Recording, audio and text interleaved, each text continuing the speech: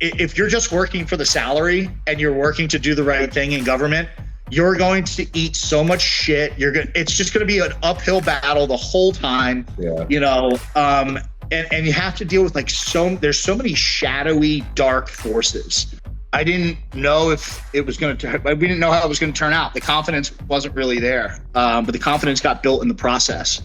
And the more I realized that when you live that way, you become undeniable. And it wasn't like a denial of God, because I always believed in God, but I never came to that point where I was willing to say, I need your help.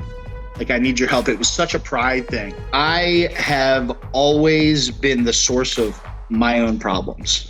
Blessed are the peacemakers, for they will be called sons of God. Boom. What's up, you guys? Here we are with another episode. This is the Man of Peace podcast. I got a savage, one of the old homies, Ian Smith, up in here, man. How you holding up, bro? I'm good, brother. Good to see you again. It's been a while. Yeah, it has, man. We had an interesting... Yo, now that I think about it, you know, when we first met, it was an interesting podcast. I think it was during Shot Show. Around the podcast as well. Yep. I don't even know if I want. That was Shot Show 2023, I think, right? Mm-hmm. Yeah, it was, man. It was. Yeah. But you were a cool dude, man. So it was good to hang with you. We made some savage content, and I would say your new content, the stuff that I've been seeing you put out, is awesome. You know, like I'm 100% aligned with it. I saw you doing some push-ups. You did, was it 33 push-ups for Jesus the other day? Yeah, man. Yeah, it's something I picked up off of somebody else doing on the internet. Another strong dude who I look to for inspiration sometimes, and it's become part of my daily devotion. Kind of part of my morning routine. Makes me get down. It gives me an opportunity to talk to God. Like a nice physical anchor to the spiritual. I've always been a pretty physical dude. I mean, as an adult, I wasn't as a kid, but as an adult, I became very physical.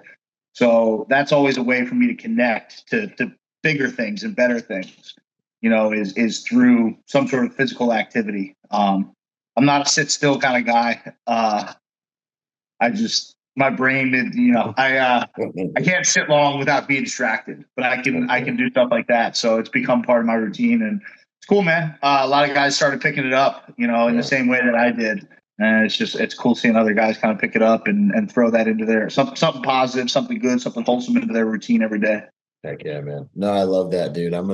The physical is a portal into all of it, man. The soul level, the spirit level.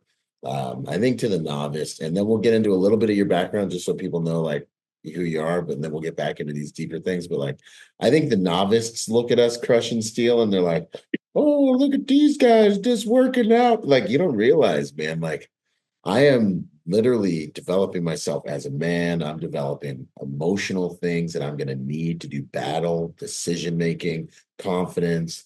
I'm talking to God the whole time. Like, bro, I'm on a whole nother level. And this is one of the main reasons that we're about to go on a tangent. I can feel it. This is one of the main reasons when I'm in the gym and dudes be coming up wanting to talk to me, bro. Like, I'm like up here, like superpowers. I'm like fighting demons. There's like, I'm breaking the sound barrier. I'm lifting this freaking weight. And then someone will be like, hey, man, like, I want to chat. I got to like put it all back in here. I got to like the claws have to go back in. Yeah, you got to tuck it away real quick. Yeah. I come back out and be like normal. I'm like, oh, hey, how's it going? Really? Your first grader started T-ball. Freaking awesome, man. Yeah. Your CNS is like hot wired right now. Yeah. I'm like, well, I'm going to get back in it, bro. Oh, God bless the normies, man. God bless them. I guess got my attention during COVID when they were attacking your gym and you were holding it the frick down and just saying no to the man. That's when you first got my attention. But how would you describe yourself, just so that people are familiar? First and foremost, I'm a father. That is the defining structure of everything else that I am. Relatively new father. My son's going to be 2 years old soon. Sons, man. I got me one of them. Yeah. Oh, it's good stuff. Yeah, man. They're the best thing in the world. And you like, everybody says it, and you don't understand it until you're actually there. And then it all makes sense. And you understand why everybody tells you the same thing. And, I'm a father, I'm a businessman. I've been a self-employed / entrepreneur for years.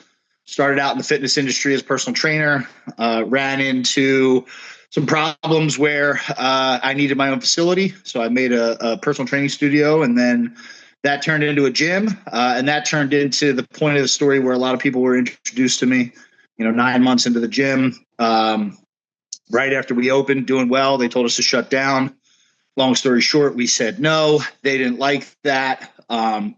Turned into a 2-year battle. And, I became sort of a hero on the right for a while, until everybody started to get it. And a small business hero, we didn't know it would turn out like that, but it did. Then afterwards I ran for Congress. Terrible choice. Oh, really? We got to dig into it. I mean, if you want to talk I say that lightheartedly, but also very seriously. Yeah. It's not for the weak, and it's way nastier than what people think it is. It's way more corrupt, but nonetheless, ran for Congress, and then I moved on to a couple other businesses that I'm now in. I do men's and women's TRT all over the country. We have a clinic called Summit Rejuvenation. We're a telehealth clinic. Well, we have in-person locations, CBD company, a couple other companies. I got a local fence company. So I like business, man. And I like spending time getting better, and do a lot of work with men's groups and stuff like that. Just kind of not even lending my expertise. I think telling my story more than anything, because I don't think I'm an expert in anything, but I've been through some ups and downs, and that's really it, man. Dude, I love it, bro. And what I think one of the main things that I wanted to kind of get you in here to talk about is friggin', and we're going to have to get into this politics thing for a second, but my boy Maury has dropped this term on me that I can't stop freaking playing with. And it's masculine spiritual certainty. And it is a friggin' superpower. And I have it by the grace of God. And honestly, really, it comes from him. It's like I don't stand in a freaking spot and hold it down and even stand against the enemy a lot of times because I trust myself. It's really more I trust him in me. Plus, I'll train to be as good as I can, but I know that he's the one that gives me the ability to win these battles and stuff. But when you stand against all odds, and when COVID's like the black swan event of the dang century, still. I see you standing here with your beard with masculine spiritual certainty. Come what may, I'm gonna freaking hold this dang line. That's what the world needs, man. I'd shut down a lot of this garbage. So what was that like for you, man? And how would you kind of walk us through? Because you had to face, they were taxing you every day and stuff, how would you talk about that in a way that could teach some of the younger dudes? Well, that was, and I write about this in my book. I wrote a book on the back end of this. And I didn't want to just tell the story of the gym, because it's super easy to tell a story about when you're a hero, right? Yeah. That's not a challenge, right? And I feel like it's cheap because it doesn't give people the full story. It's just super easy. You don't have to talk about you fucking up, you being a bad person. So I love the way you were approaching that, though, because it's a muscle, man. This is a muscle. So that was the first time, I think, in my adult life that I ever made a choice that I knew that, number one, I knew was the right choice. Knew that there was going to be some repercussions for that choice. And instead of making an easier choice, in the interest of self-preservation or whatever, keeping the gym open quietly, would have been just a way to kind of make that a little bit easier of a choice. But we chose the hard choice. And that was really the first time I did that, I think, as a grown man, where, I just said, you know what, I'm not going to back down from this. And, I didn't know if it was going to, we didn't know how it was going to turn out. The confidence wasn't really there, but the confidence got built in the process. And the more I realized that when you live that way, you become undeniable in most situations. You develop an essence of confidence that becomes effortless because you show yourself every day that you're capable. And it's very, very hard. There were times in that, I didn't truly come to God until afterwards. Yeah. But looking back through that whole story, in all of those scary moments and in all of those dark moments, I can look back on that now and I can say, wow, God was right there with me. And I knew that. But I always, as a man, I always had trouble acknowledging, I think, that ultimate step, that submission to God. Because it was always, for me, if I can't handle this on my own, then what kind of man am I? If I need somebody to take care of the world or my world. And it wasn't like a denial of God, because I always believed in God, but I never came to that point where I was willing to say, I need your help. Like, I need your help. It was such a pride thing. And I found that after, but I look back on that now, and in those moments where it was like, that first second we swung the doors open and like the parking lot was full of people, and it was like 2 months into COVID. And it was like it was just wild what we were doing. Like, we look back on it now and we're like, yeah, you just kept your business open. But like, it was like unprecedented, because we came out and we were like, we were confident, we were bold. We told you we were going to open our business. We did. And like, I remember in those moments, like opening the door that first morning and feeling unstoppable. No matter what was all over there, it was like I had that with me, and I recognize exactly what that is now. And that's that connection to God that, my current, because I have a lot of favorite verses, but my current favorite verse, kind of comes from all of that. And it's Isaiah 6:8. He says, and then I heard the voice of the Lord saying, whom shall I send? And who will go for us? Let's go. And Isaiah shouts back with like confidence, and with confidence and with pride, in the best way, in pride that he said, I will serve. He says, here am I, send me. And like, man, like, I read that and that broke me down. That broke me down. I cried. Yeah. I read that verse. I cried my eyes out, because I realized that that's what I had done. And I didn't even, despite all of like the love people gave me, I never really understood the significance of what I was doing until I read that verse. And it was like, man, it just like, it shattered everything for me in the best way, because it's like I was coming to God in those moments, reading the Bible, being at a really bad point in my life. And it was like, I read that and I was like, man, what better thing could I be than a man of God? Like, I had lost myself in the sauce totally. Like post-COVID, just didn't know what I wanted to do, and made some very bad choices, and fell victim to sin, and it was like, when I read that verse, I was like, that's the man I will be from this fucking moment on. And I will do everything in my power. And when you think like that and you understand the world like that, you have that confidence as a man. Because every single man I know who is like that is really like, he's really like that. Like they're, yes, bro. That's a little redundant, but like, that is truly it. And I struggled with that for so long, and now it's there, and it's just incredible, man. It's totally life-changing in the best way. Boom! I want to invite you guys to the Man of Peace protocols and implementation groups. So if you've been watching the podcast and you're like, yo, this is pretty cool, I'm really liking the vibe, all the things, we have underneath the show, in the show notes, hit the link, and we have implementation groups. We meet monthly. We are a fellowship, the Man of Peace Fellowship. We have live events. We have all kinds of things.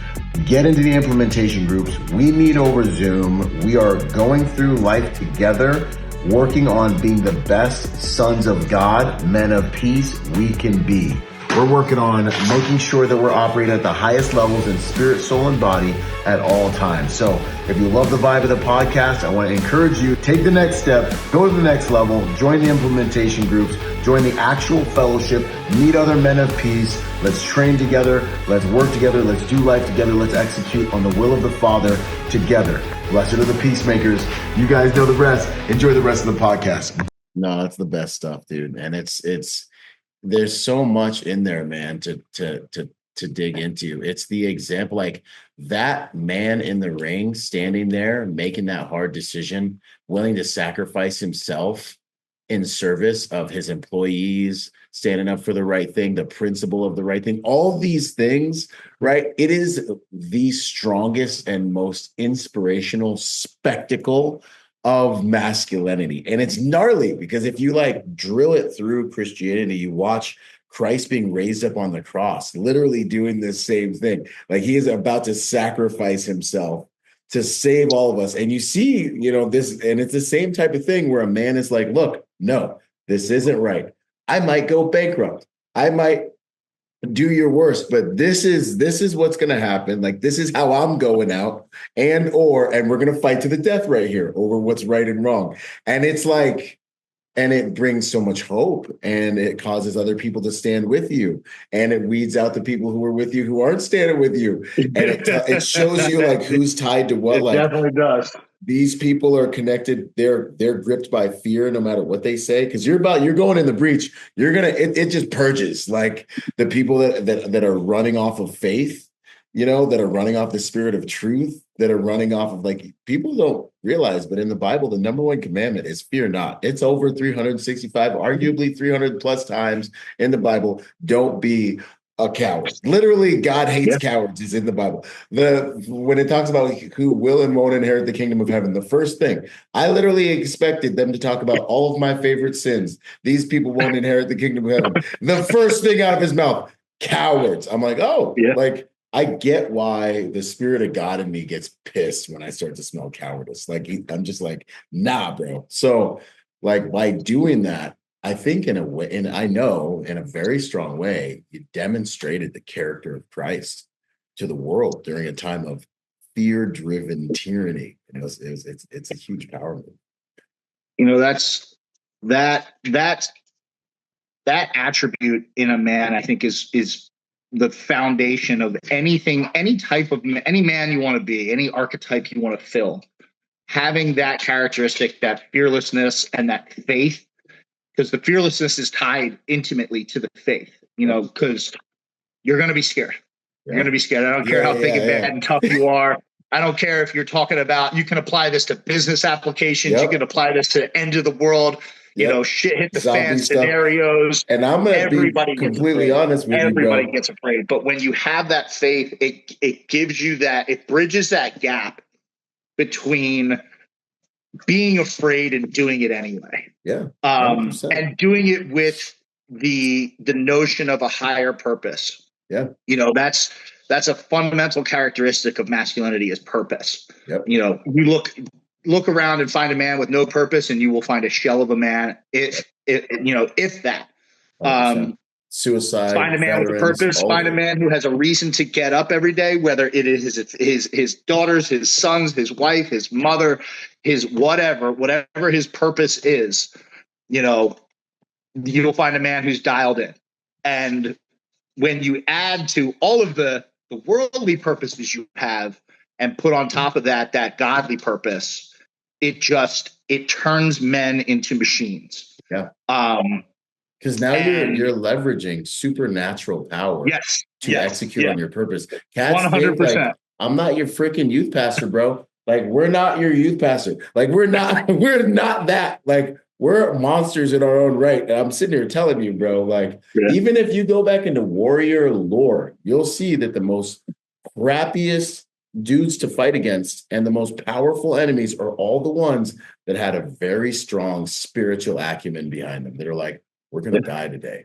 We're going to die today because of our we know exactly strength. Why we're going to die. Exactly, bro. Like, and so when you take a man and you give him a spiritual pedigree, spiritual prowess, and like, I'm not doing this for the money. I'm doing this in service of my heavenly Father. I believe I'm on a mission from heaven sent to this planet to demonstrate a version of the glory of God here, to protect and provide for people here in the same way that God's protecting and providing it and showing me how to be a good father. I'm trying to mirror this in the world. Like, you start living on that level. I don't know if I don't know if you're a fully developed man until you crack open this spiritual maturity, really. You know, it's like, because I remember when I was in the physical, when I was just at the From my physical own level, personal experience, I would say that is absolutely true. right? Like, just speaking from my own personal experience, as much of a man as I thought I was 6 months ago before I found God, I barely recognize that person today. Yep. Because there's a huge component missing. Massive. You know, and I've started to look at my life in such a different light where, you know, like you said, you're here to be a representation. You know, God made us in our image. Why would you not push the limit? And why would you not go as far as you want to go?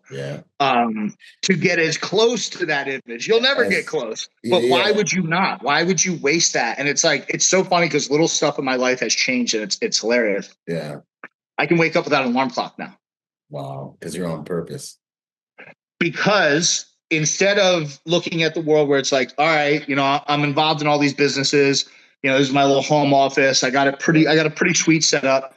Instead of like, and I'm not perfect, but the skill was non-existent before. And now I'm beating my alarm clock up. And that is something that's literally never happened until I started to think differently.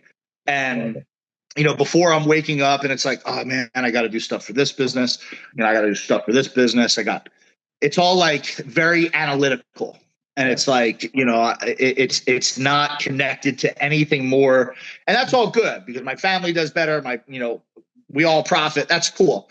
But when it's like, I got to wake up now and I got to be the best version of a man that I can possibly be with this gift that God has given me, which is today, which is right now. So you're going to get up and it's not even like with business. It's like, you're going to get up and you're going to, come on, you got to put your hours in and, you know, and that works. But it's like, now it's like, you're going to get up, you're going to make the most of everything that you have right now. And the first thing you're going to do is you're going to get down on the ground. You're going to open the Bible. You're going to turn to any verse you see, flip a couple pages, find something, read it, do some push-ups, sit on the floor for a minute and just be there. And then you're going to go.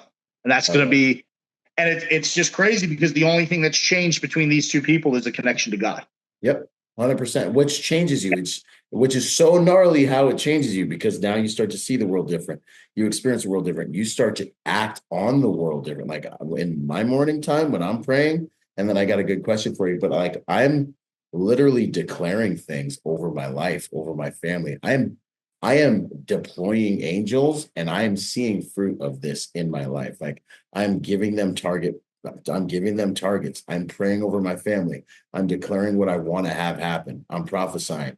Like I'm using all the spiritual tools that God told me that I had. And then just like a son, I'm expecting him to stay good on his promise, because he says he watches over his word that it will not return void. He's like, I made a covenant with myself because I'm the only infallible being on this planet and I will deliver. And you know what I've learned? My father, who I love, my earthly father, who I love, he's super cool. He's like, he's awesome. We love hanging out. But like, he's a dude like me. So he's like imperfect. But my heavenly father has literally never failed me. Like war, business, payroll, 70 G's. I need 70 G's in 48 hours. Like no matter what it's been, bro, King Kong, Godzilla, Loch Ness Monster, whatever, investigations, freaking live fire, all of it. He has literally never failed me. And I'm not here because I'm like, just what you said. I'm not here because I'm so tight. I'm here because literally he's been a good father and he got me here, you know? What would you say about, how did you, like going back a little bit and then we'll move forward, but like, how do you believe you got to a place where you even arrived at the conclusion to where I'm going to do this? Like, I'm going to grab myself by the balls and no, because it's a muscle. Like, are there things in your life, were there things that God walked you through and let you go through that helped you develop this type of muscle? So I think a lot of us, we go through these super hard upbringings and we think it's like, Jesus doesn't love me or whatever. But like, I can sit here now and tell you the things that he allowed me to go through and walk through created the type of dude that like, I'm way more dangerous and way more capable. And I can sit in the darkness and be like, hey, like I'm here. You know what I mean? Like by the grace of God, like, yeah, you're here. You're scary, but I'm also here, you know, like, so like there's What would you say contributed to you being able to stand on your 2 feet in that moment? I have always been the source of my own problems. I was raised by a single mother. My father was absent. And this is not to put this on anybody other than myself. These were all my own choices. But, I didn't really have any masculine, examples, role models, really. Not any good ones, or ones that I was around a lot, at least. So, I got into typical shit that a kid from the suburbs with too much time on his hand does, started just partying a lot. Fortunately, I got in the Marine Corps before shit like that. I got in the Marine Corps before I got messed up in anything. Which is what I probably should have done, but I wound up getting arrested and then I go to prison and but even before that, like just as a kid, I was just constantly in my own way. And it just progressively got worse and worse and worse. And I got myself in worse situations and, wound up in prison for 4 years, almost 5. And then even when I got out, I started to do a lot better. That's when I started my, sort of my entrepreneurial journey, but I was still making bad choices. They just came in different flavors. You know what I mean? Like, it wasn't so much the partying as it was like toxic relationships, like whatever it was. So, I've always, there's so many points in my life that have been down points. Like, just like little stuff. Like when I was, I was the dumb kid who, when he turned, driving age, his license was already suspended. You know what I mean? So it's like, just makes your life suck. You know what I mean? Like, I was the kid that, I got in so much trouble that I couldn't go off to college. I had to go to community college because, my mom couldn't trust me to, to be unsupervised. You're just that warrior, bro. You were always in my own way. Yeah. So I just got used to shit sucking. You know what I mean? Where like it's like got inoculated to it. Like, and also, I sat in prison for years. That sucked. That was terrible. You know what I mean? It was just like, it's just the most boring thing in the world, and everybody is making leaps and bounds in your life, and you have to watch them all, and everybody forgets about you. Doesn't matter how important you are. Yep. You realize how very, very insignificant you really are. Yep. You also realize who your real friends are. Yeah. But so I've always been hardened in those scenarios, and then I've always learned to really enjoy the times where I wasn't messing my own life up. So I just developed like a really thick skin for just like the suck, dude. Like that's how I got into working out. I never really worked out until I went to prison. And then I was just this scrawny white dude who in like a couple of years went from like 170 to 225, literally just doing push-ups and pull-ups out in the yard and doing lunges. Yeah. And that sucked. That was like terrible. Like, you go lay on your bed all sweaty during like, it just nothing about it was fun, but it became this like, I just got used to superpower. The reality that it's like life isn't all peaches and roses and flower fields and especially as a man, because I learned when I got out there, when I got out on the outside was it sucked just as much as being in because you're just some broke ass dude, like some broke ass nobody, you know what I mean? And like, and in the world as a man, you have to create your value. You have no inherent value other than your capacity to do something. You are not special because you're beautiful. You are not special because you're a virgin. You're not special because of anything. Must be developed. Turn 18 and show the world what you got. So I was starting that at like 26. So that sucked. And it just started to like. But I learned so much through things not being great. Yeah. So when it came time to make that choice, it was just like, whatever, this is going to suck, dude. But like, I love it. Yo, real quick though, let me hit on that though, man. It's a freaking superpower, bro, because my path was similar in its own way. Like I said, before I like got caught for anything, went to jail or anything, I just joined the Marine Corps. And so like, that was my kind of out, which worked out. So like, but like, if I hadn't, I would have been in prison, but like, it was the same type of thing. Like, it was just like the Marine Corps sucked and it taught me how to have stuff suck. And it was freezing cold at night and it was freaking, and I just remember praying to God during training and being like, you you promised me that you wouldn't put more than I could bear. This sucks. And he was like, you don't know how much you can bear, son. And I was just like, I can't. Yeah. And then the morning comes and you're like, I guess I didn't freeze to death or I didn't die. So I guess he was right. This sucks, And then like when it comes time, to do hard things, you have this masculine, like thick skin built up to where you're like, let's go. But at least now it's for a purpose. And at least now it's for a reason. And I think that a lot of these modern dudes miss out on this, bro. Like they're still scared to go get punched in the face, like for the first time. And they're like tiptoeing and asking their wife's permission and tiptoeing into stuff. And I'm like, bro, like you just need to start getting used to things sucking. Like God's not going to ask you to do anything easy. Like you want to know how you know if God's asking you to do something? You freaking can't do it. Like it's literally it's Godzilla, it's King Kong, it's Goliath. It's Gideon, go take 300 dudes against thousands, 10,000. You know what I mean? Like every time it sucks.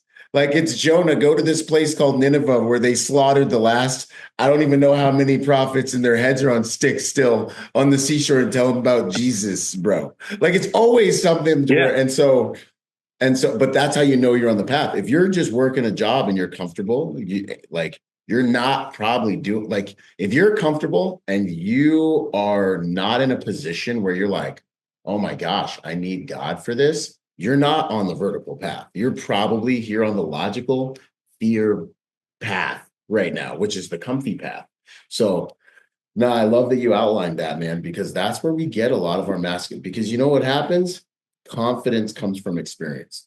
David gets asked to slay Goliath, and he's like, you know what? And King Saul's like, yeah, but you're a boy. And this guy's been a warrior since he was a boy, and he's a giant. And David's like, you want to know what happened, bro? I was out tending my sheeps, and a lion came, and I depend on what translation you read, and I smelt that lion, and I grabbed it by its mother freaking hair. And he's like, and this other time a bear came, and what is he telling you?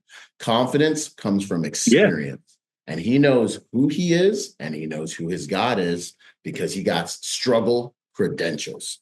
And so, gents, get in the dang gym, get them struggle credentials up, man. So when you need it, you have that internal strength, man. So that's what God it's an indispensable skill for anything that you apply to life. You want to be in business, it's gonna be hard. It's gonna be hard. It's gonna be hard. You wanna have a successful relationship.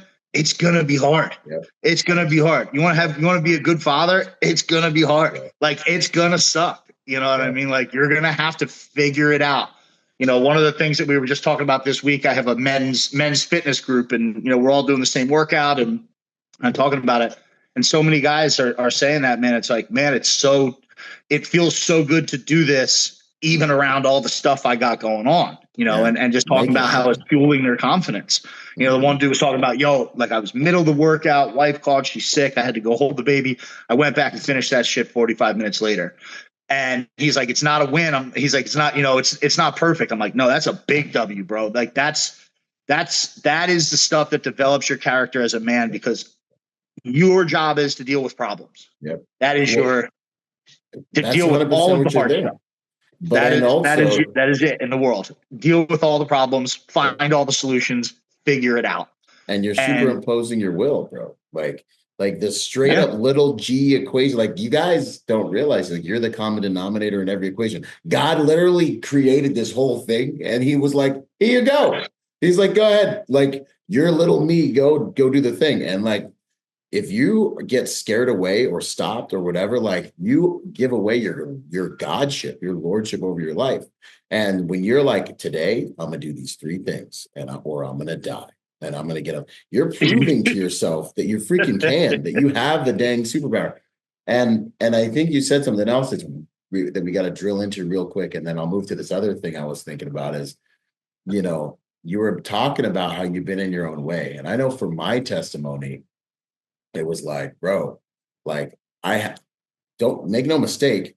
God has been with me my whole life. Like my whole life, the Holy Spirit has guided me. I saved my family's life when I was 5 because God literally told me, go take your sister in the room and lock the door. Like I heard his voice, and there's an assassination attempt on my dad that night. We would have been in the living room, no doors locked. We would all got killed. And I heard the Holy Spirit was like, go sleep in your dad's room. Anyways, there's a whole nother story. It's on the podcast. But so like, he's always been with me, but it didn't stop me from doing my God complex thing where I was like, where I was like, yo, this is tight, and I got blown up. I had an out-of-body experience in Iraq, and I prayed for God to give me a chance to come back and live the rest of my life. I still get back from Iraq, and I'm still going high into the left, get into EP, traveling the world, making 6 figures at 21 years old. I'm doing all the drugs, smashing all the biddies all around the planet. And really what I'm doing is I'm like, taking responsibility for my own happiness, for my own success. Like, I got to try to be God, man. Like, I'm like, yo, I remember looking at God and being like, there's no way I could do this happy wife, happy life, like church guy thing, and I was taking it into I said that to myself so many times. Like, I looked at these church guys, bro, and I was like, I can't be one of these guys. Times. I was like, you're going to have... times I told God, I said, God, that ain't me, man. Get him. I know that's who you want me to be, but that's not me. And I was lying. I was, oh, man, it's just funny. It's funny you said it, 'cause, man, if I had not said that to myself so many times, trying to convince myself for years, that ain't me. Yes, but it is, brother.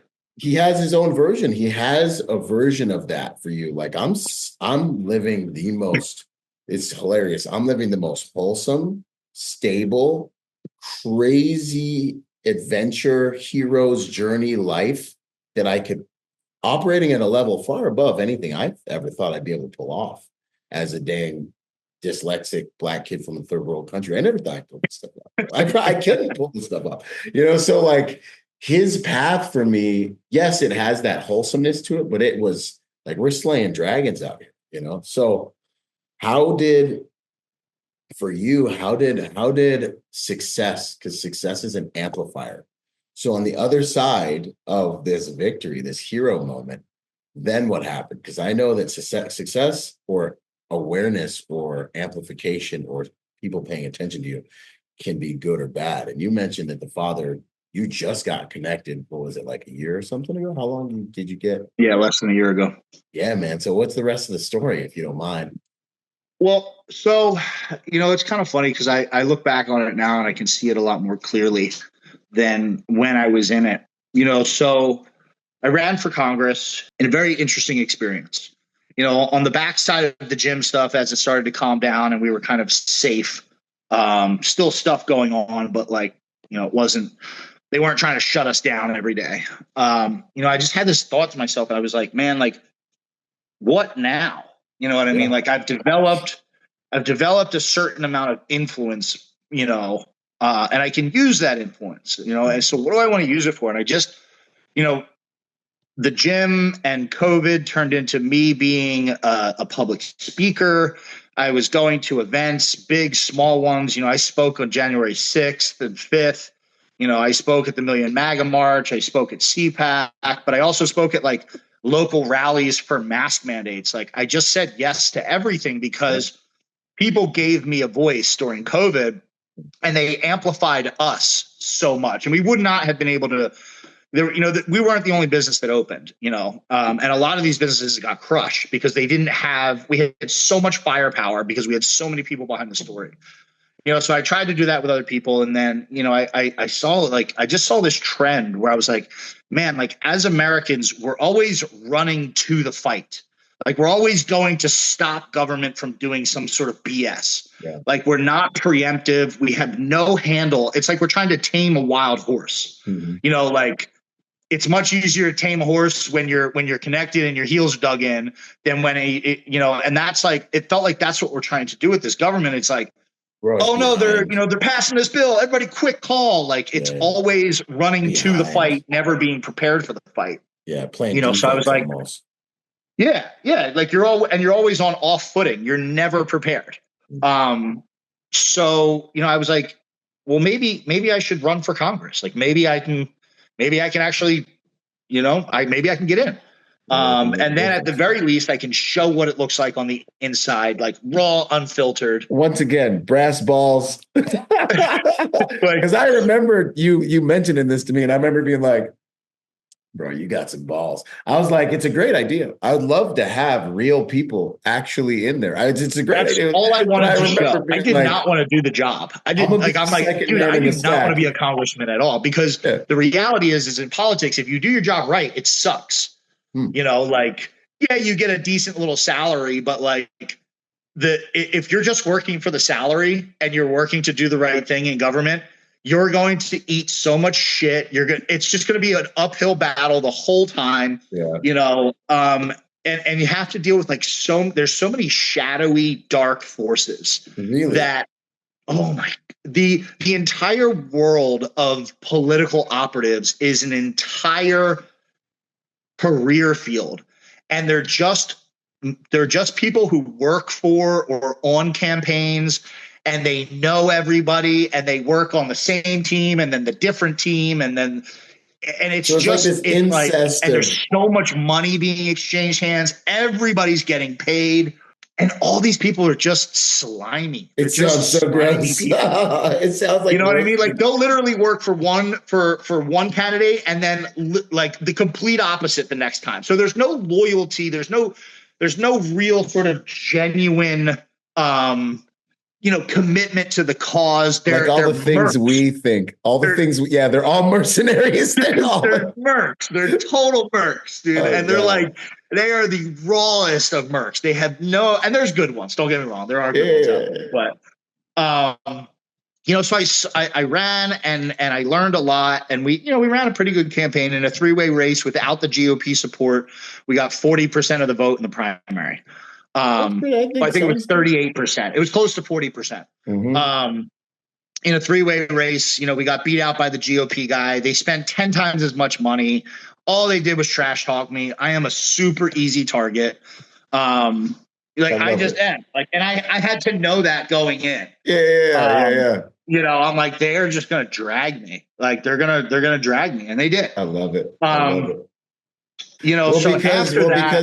it's the whole political. It's like I'm a super easy target. They're gonna dig around and all the things. Like I just can see it. Like I can see the white collar, whoever graduate of wherever versus like the average real, like not average, but like real American dude, like the dude, like I got calluses on my hands. That's all I am. I just happened to open my gym one time and built a following from it. Like that's literally who we need in dang politics. But anyways, whatever. Yeah. So on the backside of that, I just had like a really bad taste in my mouth. Like I realized I don't I can't identify with the right nearly almost as much as I can identify with the left.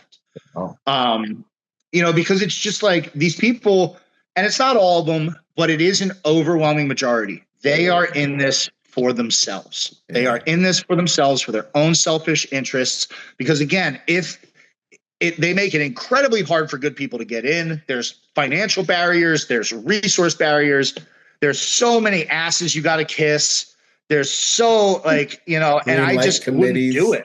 And you got to tap dance. There's certain questions you have to have the right answers to. And it doesn't matter what you think. If you give that answer, your funding will stop 100%. You will not get donations if they find out that you answer a certain way when it comes to certain policies. And that goes for left and right. So I was like really jaded by it. I'm like, man, this is so more bad. This is so much worse than I thought it was. Like, oh my man. So I became very hypercritical of the political right. And the way I saw it was that's accountability, but a lot of people don't see it like that. So I started to make a lot of enemies on the right. And these were people who championed me as heroes, as a hero before. And now they're trash talking me, because I don't agree with them. I'm not a war guy. I don't think that our troops should be anywhere except defending the United States of America. I'm America first through and through. I don't care about what's going on in any other country. Maybe we can get to that point, but until then, until our cities are cleaned up, until the crime in cities is not off the charts, until I go to my home city of Philadelphia and it doesn't look like zombie land on fentanyl, I'm not trying to hear any of that. That's most of the troops. That's most of the troops. That's like all of us. Like the guys that have to do it. when you take the clown glasses off of the blue, like the 3D glasses, like the red and the blue, you remember the old 3D like paper glasses? When you take those glasses off, that's where most Americans probably stand. Yep. So I just started to make a lot of enemies. And I got really bitter, man. I got really bitter because it's like the right adopted me as this hero.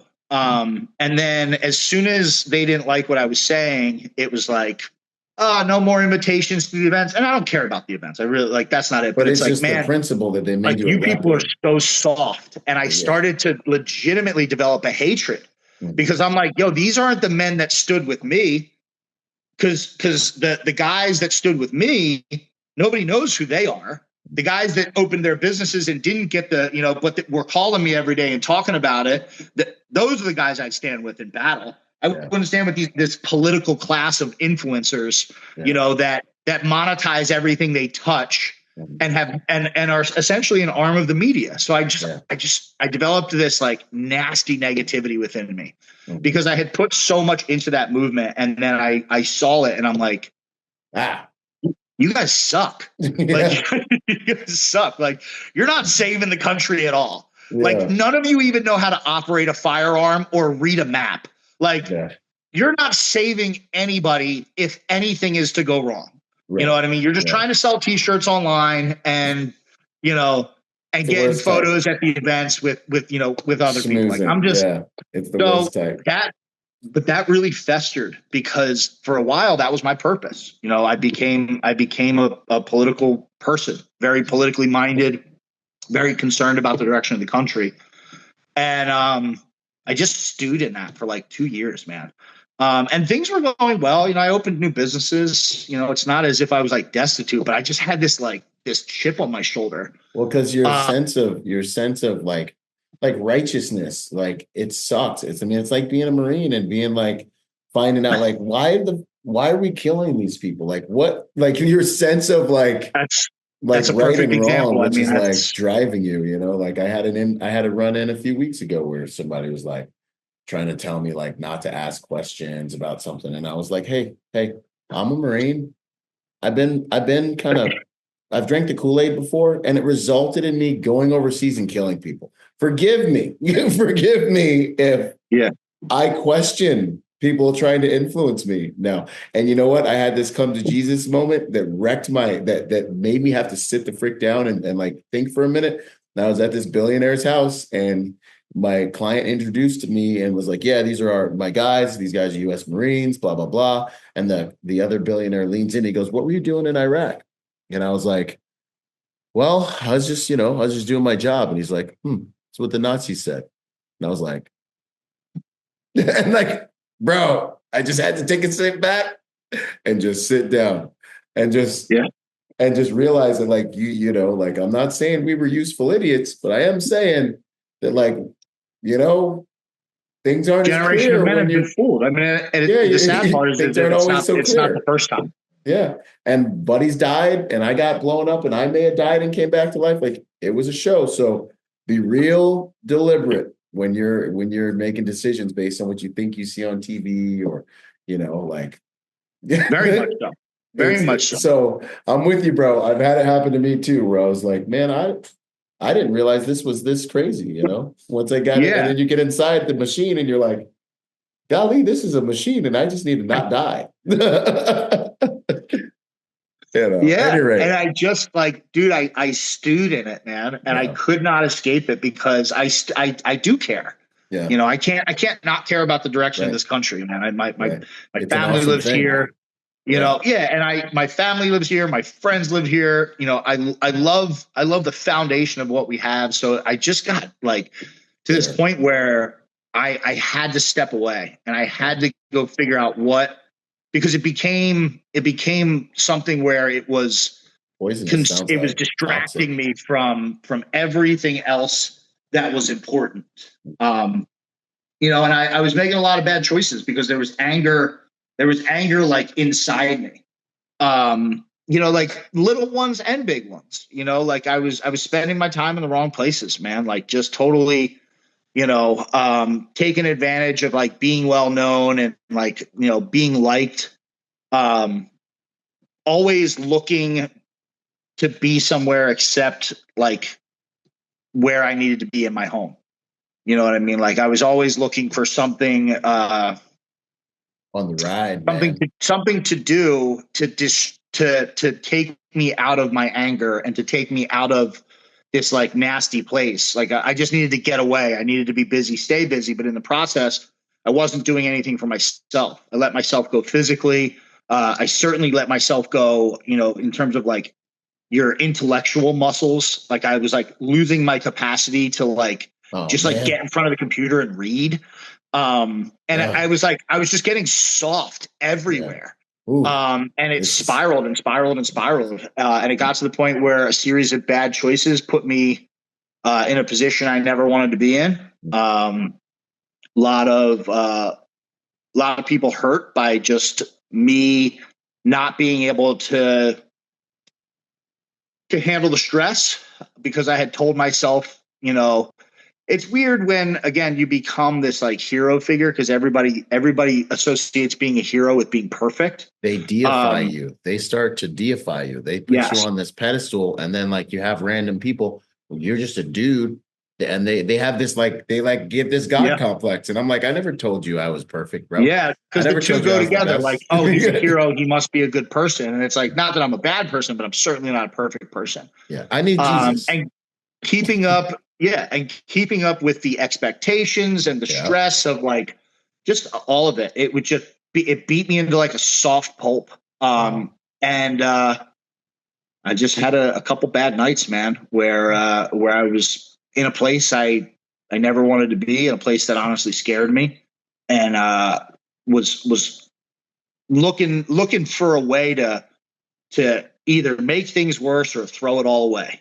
You know, I am certainly, I know this myself. I'm the king of self-destruction. I get in a bad place and I can burn everything down. And I can do it so fast and I'm so good at it. And I was like there, and I kept thinking about my son and all that. And in that moment, like, I just begged God. I said, like, I just need help. I just need help. Like, I don't know what to do. I can't handle all of this. I don't like, it's like when you're in some rough surf and you don't know which way's up and down, and you come up for air and you think you're good and you get hit by a wave. Like that was a mouthful of water. Yep. Living it, mouthful of sand, everything. That's awesome. And it was so crazy because in that moment, immediately, all of that was gone. Wow. Like it was the most genuine way for me to ask. I cried out to God. Like I just said, please, I need you more. I need you now more than ever. Like I can't do this anymore. And it was like, and nothing was fixed. No. But you have the grace to walk through it. It's nuts. Yeah. But it was like immediately, like it was like the life came back into me. Yeah. Like I sat up straight for the first time. Yeah. And it was like I said, everything was still going wrong. Yeah. But instead of being like wallowing in it and looking to escape it and like running to my vices, I was like, just get back to the house, and you got a lot of stuff to do tomorrow. So you need to get in bed. You know, you need to brush your teeth. You need to take your vitamins because you got a busy day tomorrow. Yeah. And it was like, it was so confident and calming. Yeah. And it was like in that moment, it was complete surrender for the first time in my life. Because all of the combined, the fame, the notoriety, the hatred, the praise, the expectations, the bad choices on my part, all of it had just come to this like massive load on my shoulders. Yeah. And then it was just like, all of a sudden I just got 100 times stronger. And it was just like, it was still all there, you know, but it was like the hand of God was with me. And in that moment, at the same time, it was like, you know, I've never clinically died, but they talk about your life flashing before your eyes. Yeah. The past like 5 years flashed before my eyes. And when I look back and I say, when I tell part of the story, I remember that God was with me. Yeah. It was like a series of it where it was like every moment, like he was showing me. It's so good. Like it was so crazy too, because I know exactly where I was. I was driving down the highway. I was driving back from Jersey. Yeah. I was driving in complete silence. Yeah. And I was like in Virginia on I-95, and it was like bumper to bumper, and it was just this like I saw it all, and it was, and I was just like, and you're comprehending it. It's like you're comprehending this as you're seeing it. I had tears in my eyes before, and it was crazy because like they were just gone. Yeah, they were gone. Like I was down so bad, man. Like without the details, I was down so bad. That's awesome. And it just like, it was so crazy because it was almost like they had been wiped. Yeah. Like I had tears rolling down my face. And then that moment came and I was just like, wow. Oh, wow. I'm like, everything is fine. Everything is fine. And I know, and now I know, I literally have all the answers. Like to move forward. I didn't know who I was 10 minutes before that. I literally did not, I could not figure out who I was as a man. Yeah. And then it was like, boom, this is who you are. Dude. This is who you are, but you're not it right now. This is who you're going to become. And you're going to do that every single day. And it was like, all right. Yeah. All right. Okay. All right. Dude, you know, to the point where I was like, and I say this jokingly, but it's true. I was like, do I have a Bible? Like I was like, I think I got one, but it was like, it was so funny because it was so clear. Yeah. All the answers I've ever had all the questions I've ever asked my whole life and never had an answer to were answered in that moment. Yeah. No, he visited, dude. It's so awesome because as I've been doing this podcast and meeting with dudes, this is a moment. I got to come up with a name for this moment because like everyone has this freaking moment, bro. Yeah, I had this moment too. Like where I'm like, I'm not a good God. Like I'm going to ruin, I am ruining everything. Like I got pulled over with 80 pills of ecstasy in the car. I was like, bro, like I'm going to ruin everything playing like God right now. Like, yeah, bro, like, and it just, and I remember God was just sitting there like, hey, bro, you're going to mess this whole thing up. And I had the same moment, dude. I was praying and God showed me, he was like, all these times, Iraq, drugs, partying, all this stuff that I was doing. And he was just like in the corner of the room, bro. And he like, let me see like all the way through my life. And he let me see like all these scenarios where he protected me. And he was just there with me while I was doing hood rat, Byron is wannabe God stuff. You know, like my best ideas, my best attempts at trying to make myself happy, my best attempts at trying to like meet my own needs, my best attempts at validating myself as a man, my best attempts. And he was just like waiting. And then eventually he's like, are you done yet? And he's like, and he gave me the warning. He was like, look, bro, if you keep doing this, you're going to like, at a point, you'll have to be held accountable for all of your stupid things. Like, and thank God I was just that guy that was able to be like, I know, I need to stop. I need to figure out how to hit the brakes. And I did, because it's not a lot of us don't. And in other periods of my life, I didn't, you know, but like this latest, you know. Every one of those situations gets worse. Oh, 100%. Every one of those paths gets darker as we continue. Yeah, you escape that somehow. You come out, you come out of that without, 10 years in prison. The next thing that happens is going to put you away for 20. You know what I mean? And that's what happens to a lot of guys is they don't see it until that straight off the cliff moment. Yeah. So it's good that you saw it, a little bit before that the road was ending. Yeah, bro. And then, but this moment you're talking about, man, it's this moment of like, I'm not a good God, and we're on our knees and we're receiving our end, and he shows up, and it's like, it's almost like I'm just like, Dad, like I can't do it, and I went through, and it doesn't matter, like. And you'll go through these times, like it's not that he comes and fixes everything, is that there's like, you have top cover, you have purpose, you have literally what the Bible says, you have his grace is sufficient. He gives you a grace to be able to walk through fire. And then all of a sudden you two just get to work like big G, little G, you know what I'm saying? Like you're down here like the Marine Corps doing all right, you want me to zig? You want me to zag? I'm getting it in. And he's like Air Force. And he's like, like you're praying, you're like, I don't know how this trial or whatever this is going to go. And then boom, he blasts it. Yeah. You like walk through and you're like, dude, we made it, and they're like, all right, next one, and it's like the best way to live, man. And he told me this last year as I got through like the hardest entrepreneurial year of my life. He was just like, he's like, do you see what I've done? Because with my dad, I never spent time with him, like I love my dad. He's awesome. He's funny. He's cool. But like, we never grew up. He was always too busy for me being entrepreneurial stuff, like doing business. He was successful in business. And I remember that at the end of this last year, man, like God just showed up for me 100 different ways, bro. Like I wouldn't have made it without him holding me down. And I remember getting to the end of that kind of training that he was sending me through. And he's like, do you see what I did? And I was like, what? Well, I don't understand. He's like, I remember being like, you're so faithful. Like, I thank you so much for always being there. And he's like, yeah. He's like, I'm fixing your father wound. Like, I'm showing you that, like, no matter what your earthly father's like you can count on one person. He's like, you can count on your heavenly father. And I was like, golly. I was like, this is big. I was like, wow. And I didn't think I had that. I didn't think I carried that wound. But it was such a beautiful moment. Yeah, of course you do. Your father's a mere man. He's one of us. Yeah. I mean, you said, what a good way to wrap that thought up that you introduced at the beginning.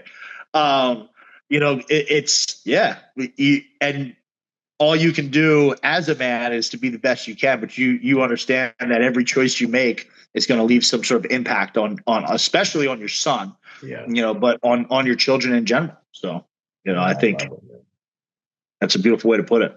Heck yeah, bro. Well, dang, bro, I think we did some solid work in this episode, bro. This is some good stuff, man. Any thoughts for guys?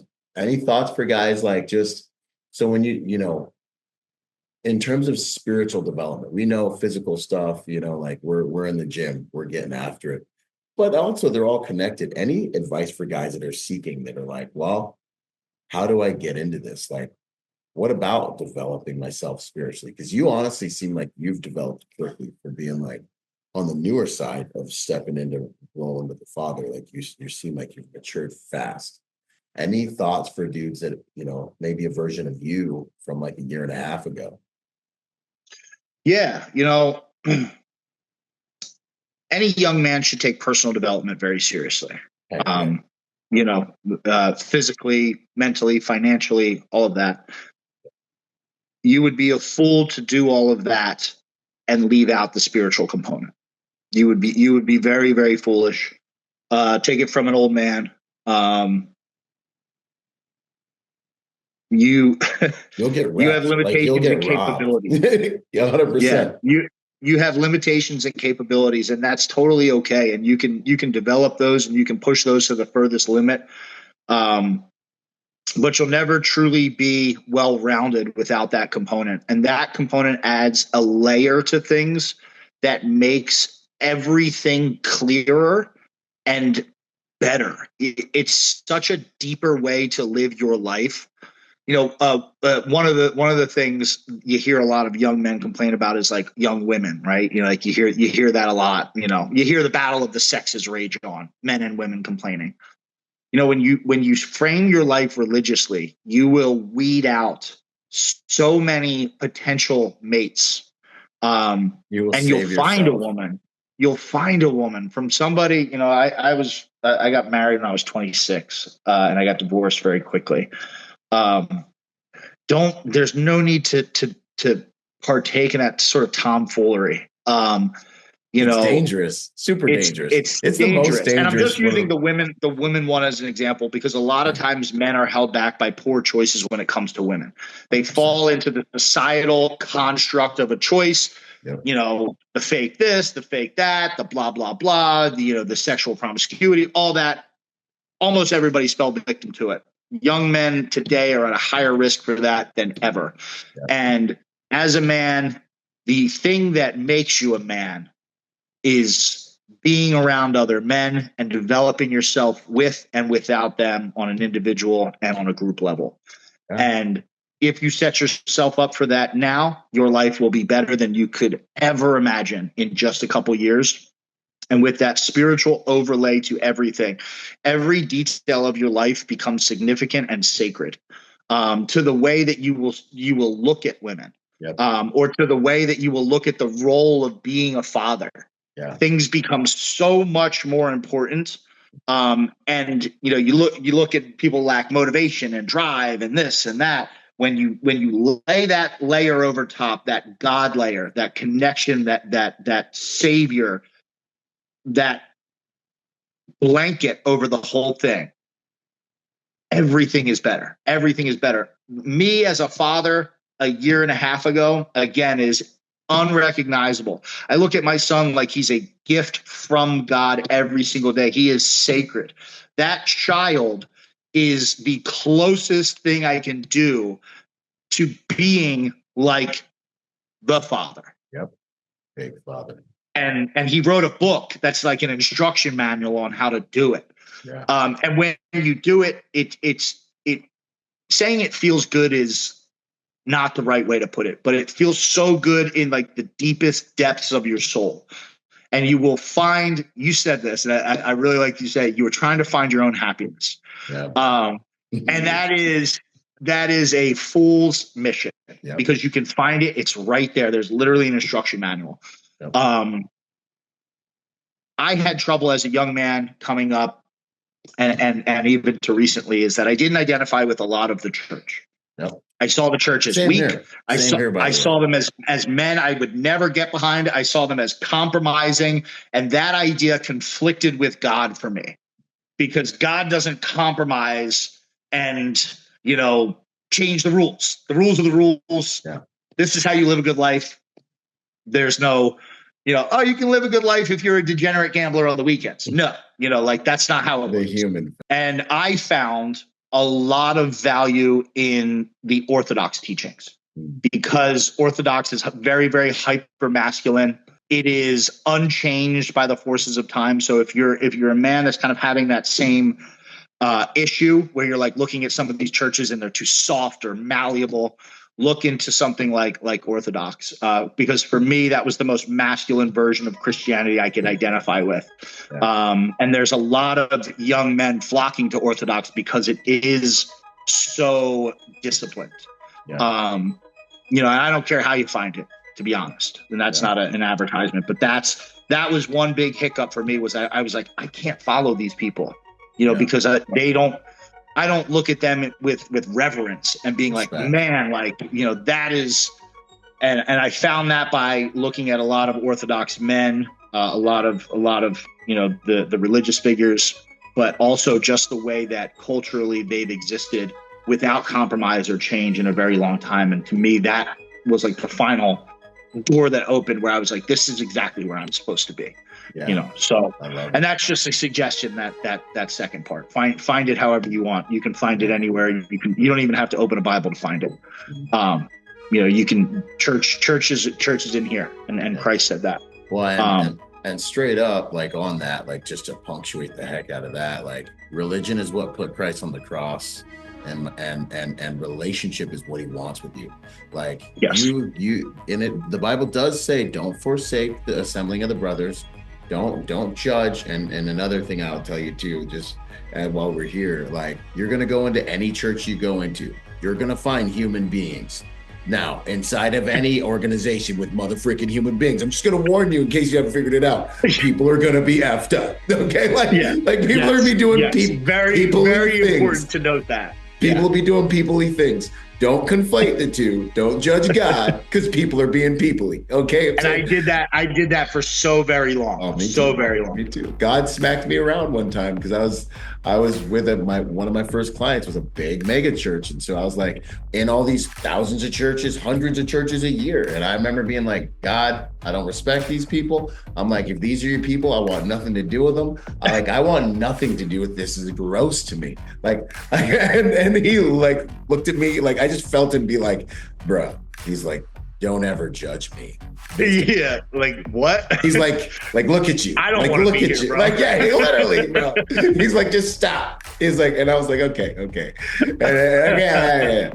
So, but bring your best there. Try to make those places better. You try to be a version of God in those, but you be a strong pillar of honor, respect, and demonstrate. Do what we're here to do. It's all over the Bible. We are the glory of God here on this planet.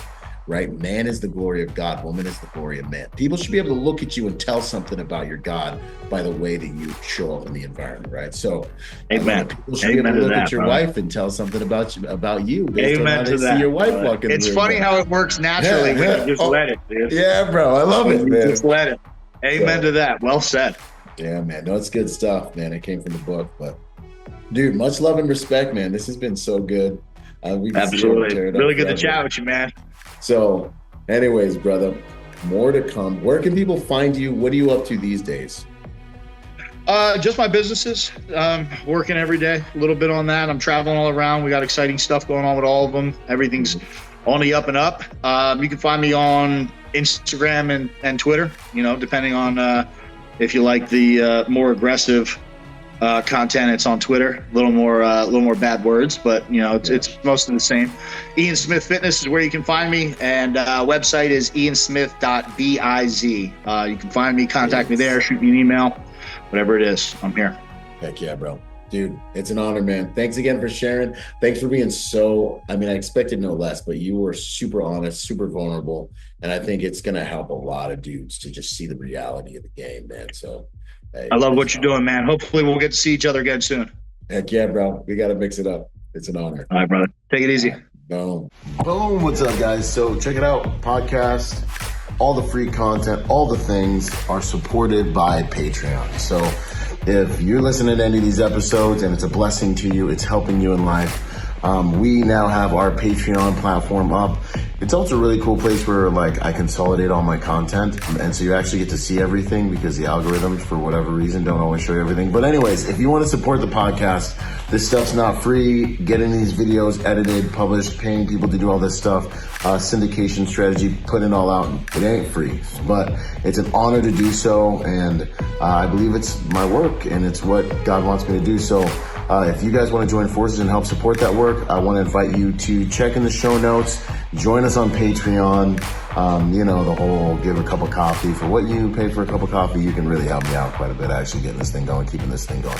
All right. God bless. Semper Fi. Thank you for being here. We love you guys. Boom. When it comes to the technology you use to protect your home, there's nothing better than Deep Sentinel. AI-driven, human-monitored technology that will keep you and your family safe for the same price you're paying for whatever Ring doorbell system you have. Check out Deep Sentinel. It's such an honor to join forces with these guys. They should be in every single house in the world. Get real-time Overwatch for you and your loved ones. And for 10% off, depending on when you're watching this, don't forget to use code Byron at checkout. Blessed are the peacemakers, for they will be called sons of God.